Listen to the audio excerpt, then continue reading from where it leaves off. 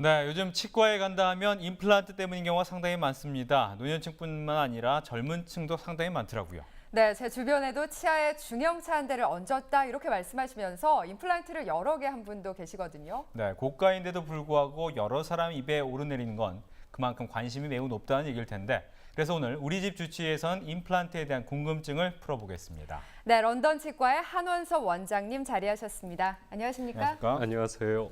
네, 언제부터인가 치과에서 임플란트가 상당히 유행입니다. 원장님, 임플란트가 그렇게 좋은 겁니까? 네, 임플란트는 인공치아 또는 제3의 치아라고도 합니다. 상한 치아를 뽑아내고 인공치아를 잇몸에 심는 시술로 치아의 장기 이식인 셈이죠. 치의학계의 혁명으로 여겨질만 합니다. 개인에 맞게 시술이 가능하고 당뇨, 고혈압 환자에게도 부담이 없습니다. 또 씹는 힘이 자연 치아의 7~80% 정도 수준으로 단단한 음식도 씹을 수 있고 일반적인 보철 치료 방법, 틀니나 브릿지보다도 훨씬 우수합니다. 인접 치아에 전혀 손상을 주지 않고 관리만 잘한다면 반영구적으로 사용이 가능합니다. 네, 그러니까 고가의 비용을 들이면서도 임플란트 시술을 하는 이유가 있었네요. 네, 말씀드렸듯이 임플란트 시술은 아주 좋은 시술입니다. 그런데 무릎이 안 좋으신 환자분께서 정형외과를 가셨을 때 인공관절 수술을 먼저 해달라는 말씀은 하지 않습니다. 그렇지만 치과에는 환자분께서 오셔서 나 이가 안 좋으니까 임플란트 시술을 해달라고 하시는 분이 많습니다. 네. 저는 자연 치아와 임플란트를 직접 비교할 수는 없다고 생각합니다. 자연 치아를 가능한 보듬고 다 아껴서 최대한 쓰실 때까지 쓰시고 정말 안 될 때 뽑고 이제 임플란트를 마지막 선택으로 남겨놓는 현명함이 필요할 것 같습니다. 네. 근데 최근에 이렇게 유행이다 보니까 많은 치과에서 많은 환자들한테 시술을 하다 보면 아무래도 성공률이 좀 떨어진다, 실패할 경우가 많아지는 경우가 상당히 많더라고요. 네, 최근 들어서 실패나 부작용들이 많이 나타난 것은 사실입니다. 특히 아래턱 같은 경우는 아래턱에 큰 신경이 하나 지나는데 임플란트 수술 시 그 신경을 건드리는 경우 이제 감각이 마비되는 심각한 부작용을 일으킬 수 있습니다. 그러한 부작용은 일시적일 수도 있지만 경우에 따라서 영구적인 경우도 있기 때문에 조심해야 되고요. 임플란트에 있어서 제일 중요한 것 중에 하나가 감염을 방지하는 것입니다.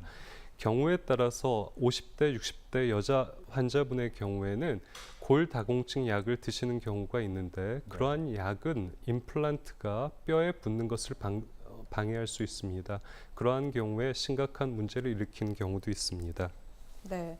자, 아무리 임플란트가 치의학계의 혁명으로 여겨져도 시술에는 신중할 필요가 있을 것 같은데 이런 실패와 부작용을 또 막을 수 있는 방법 어떤 게 있을까요? 임플란트 시술은 굉장히 성공률이 높은 시술입니다. 네. 보통 30년 성공률을 90% 이상 보고하는 보고들이 많습니다. 가장 중요한 거는 임플란트를 원칙에 따라 시술할 때는 그 실패나 부작용을 줄일 수 있다는 것입니다.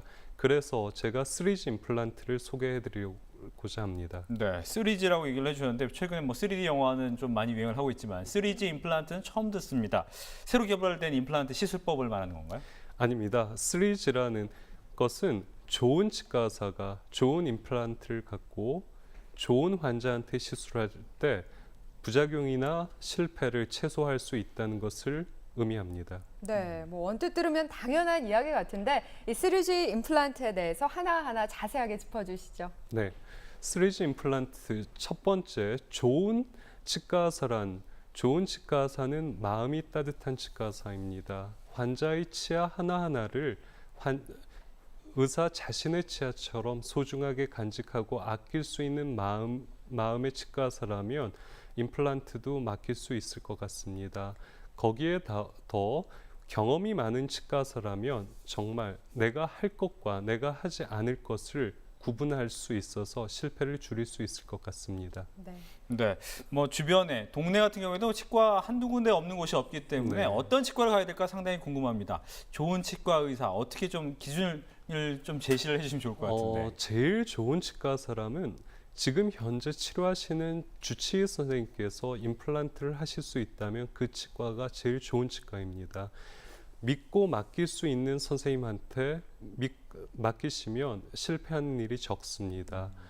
또한 임플란트 시술은 실패나 부작용이 좀 많은 시술이기 때문에 네. 그곳에 가셔서 제대로 된 진료를 하지 못한다면 임플란트를 시작하고 몇 년이 지속된 부작용 때문에 진료가 제대로 되지 않을 수 있습니다. 그런 곳은 경우에 따라서 문을 닫고 옮기는 경우가 있기 때문에 네. 잘 선택하셔야 될 것 같습니다. 그러면은 오래된 치과일수록 믿을만하다라는 말씀일 수도 있겠네요. 그러니까 여태까지 진료해 주신 주치의 선생님이 임플란트를 하신다면 가장 좋을 것 같습니다. 네. 네. 그렇다면 이제 두 번째인 굿 임플란트. 좋은 임플란트는 어떤 의미입니까? 네, 좋은 임플란트. 요새 인터넷 같은 곳에 검색을 하면 세계 최초의 국내 유일의 뭐 이런 표현들이 참 많습니다. 네. 이런 표현은 실제로 아직 그것을 사용하는 치과 의사가 적거나 아니면 검증되지 않았다는 것을 반증할 수도 있습니다.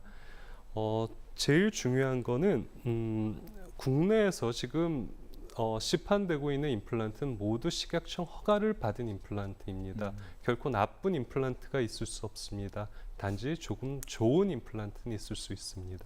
그럼 다른 것보다 좋은 임플란트인지는 어떻게 알 수가 있을까요? 결코 비싸다고 좋은 임플란트는 아닙니다. 네. 제가 영국에서 공부할 때 저희 선생님께서 30년 전에 있었던 임플란트가 지금 있다 그러면 그 임플란트는 30년 후에도 있을 수 있다는 말씀을 하셨습니다. 네. 많은 치과 의사가 오랜 기간 보편적으로 사용한 임플란트라면 그 임플란트는 분명히 좋은 임플란트일 것입니다. 치과 의사가 자기가 사용해서 몇 번 사용해서 실패가 있다 그러면 그 임플란트는 그 다음에 절대로 사용하지 않습니다.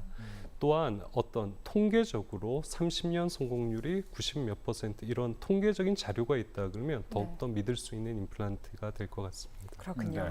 뭐 좋은 치과 의사를 만나서 좋은 임플란트를 시술 받으면 좋은데 그 시술 과정은 어떻게 진행이 됩니까? 네.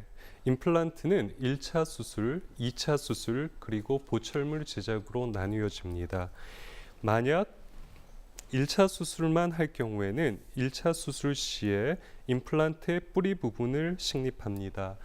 2차 수술을 할 경우에는 두 가지로 나뉘는데 1차 수술 시에 인체 거부 반응이 없는 티타늄으로 만들어진 나사 형태의 임플란트를 턱뼈에 심고 잇몸으로 덮습니다. 2차 수술 시에는 1차 수술 후에 식립한 임플란트가 뼈와 완전히 고정될 때까지 3에서 6개월 정도 기다린 후 임플란트의 나사 부분과 상부 보철물을 연결시켜주는 어버트먼트를 부착합니다. 2차 수술 후에 상처가 아물게 되면 상부 보철물을 제작하여 임플란트 위에 부착시킵니다. 지금 임플란트를 심은 환자의 방사선 사진입니다. 네. 워낙 이가 안 좋은 상태에서 임플란트를 했었기 때문에 처음에는 일단 심리적으로 굉장히 좋았었어요. 기분도 좋았고 음식 먹을 때도 그동안 이렇게 씹지 못했던 그런 음식 먹을 수 있다는 그런 거에 굉장히 처음에는 굉장히 좋았죠. 네, 마지막에 인터뷰하신 환자분께서 굉장히 만족스러워 하시는데 그렇다면 저분의 3G 임플란트의 마지막 요소인 그 3G의 마지막에 해당이 되나요? 좋은 환자분이란 성격이 좋거나 인품이 좋은 분을 의미하지는 않습니다. 임플란트에서 좋은 환자분이란 임플란트를 심은 뼈가 좋은 환자분을 의미합니다. 첨단 기술의 발달, 특히 CT나 골밀도를 측정하는 기술이 발달하면서 치과 의사가 좋은 환자분을 판별하는 것이 더욱 쉬워졌습니다. 좋은 치과 의사가 좋은 임플란트를 사용하더라도 환자분의 뼈가 상태가 좋지 않다 그러면 그것은 모래 위에 지은 성과 마찬가지입니다. 네. 그렇다면 이제 수술을 한 이후에도 좋은 환자가 될 수 있는 방법이 있나요? 네, 그럼요. 임플란트의 수명을 늘리기 위해서는 환자분의 노력이 많이 필요합니다. 우선 식이요법이 중요합니다. 수술 후 2, 3일 정도는 수술한 반대 부위로 유동식을 먹고 치유 기간 동안에 단단하고 딱딱한 음식은 피해야 합니다. 식사할 때 과도한 힘을 주게 되면 임플란트가 뼈에 자리 잡는 것을 방해할 수 있습니다. 수술 후 일주일간은 심한 운동이나 음주, 흡연은 절대 삼가해야 됩니다. 이후에도 되도록 금연은 계속 유지시켜 주시는 것이 좋습니다. 흡연은 임플란트 실패 원인의 10% 이상을 차지하고 있습니다.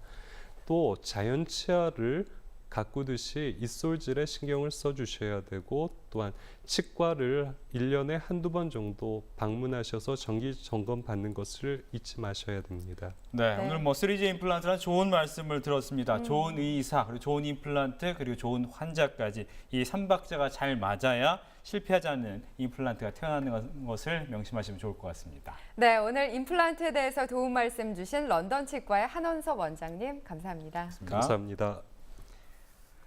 네, 다음 시간에는 눈이 늙어가는 현상이죠. 노안에 대해서 알아보겠습니다.